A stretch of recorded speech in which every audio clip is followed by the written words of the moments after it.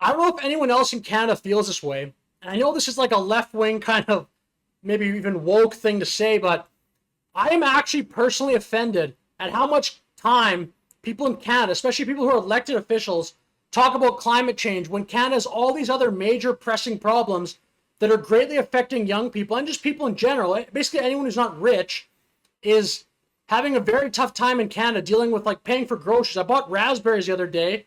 This tiny little box of raspberries, $6. It might be in $6.49. Canada's a massive housing crisis. I'll show a clip here from showing how people that work for the armed services in Canada living out of their cars.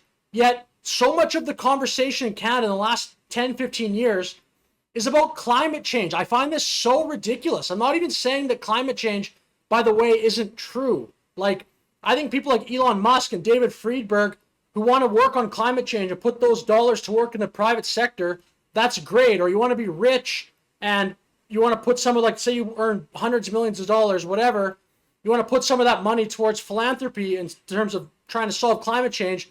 I think that's great. Like, I'm not an expert on climate change. I'm not saying that it's false or anything like that, but I am saying it is literally personally offensive that Canada and elected officials in Canada talk about climate change so often when so many young people, Gen Z and millennials, so many of them are just going to go their entire life if we don't change things quickly, not owning a home, just be a lifelong renter, can barely afford vacations, can afford like maybe one night out a week in terms of an activity or something. So many Canadians are struggling so much just to pay rent and afford groceries and like even own a car, pay for gas, things like this, simple things. Yet I just hate how much we talk about climate change in Canada when things are going so poorly for so many people. If you solve the issue for a bunch of people, like say the cost of living came down, Canada's economy got going more, it's not just this kind of halfway flat, slightly going up economy. We need to grow the economy.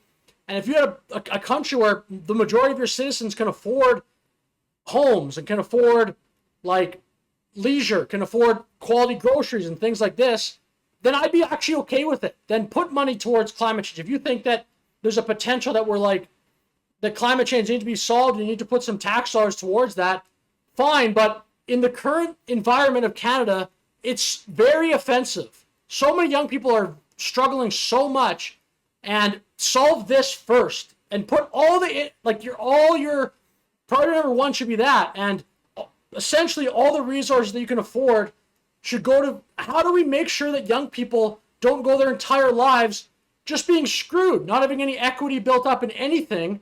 And we watch this clip here from an elected official in Canada talking about climate change. This is very recently, by the way. Take a summer fun time vacation where you're locked in a car for 10 consecutive days nonstop with no bathroom breaks, and the Conservatives have a plan for you to have that summertime fun. And the cost? Give up the future of the planet, right? Don't worry, kids, about climate change. Don't worry about taking action on the planet. Enjoy your 10 hours in the car and let the planet burn.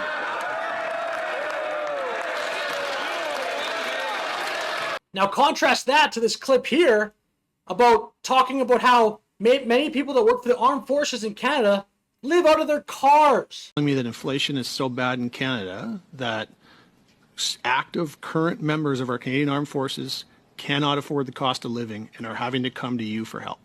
That is correct. And I can also tell you that we have active, currently serving members of the Canadian Armed Forces living in cars. The housing crisis is such that we have, over the past year, seen 3 veterans who have been posted to areas where they cannot afford housing and are living in their cars. So with that said, I know which side I want to see fixed first. Deal with the people who can't afford homes and can't afford to live in this country. Canada could be a great country. Again, it's just not great unless you're rich right now, and that bothers me. And we need to get our priorities straight. So that's my thought on that. If you agree, let me know in the comments. If you disagree, let me know in the comments. Either way, thank you for watching. Have a good day.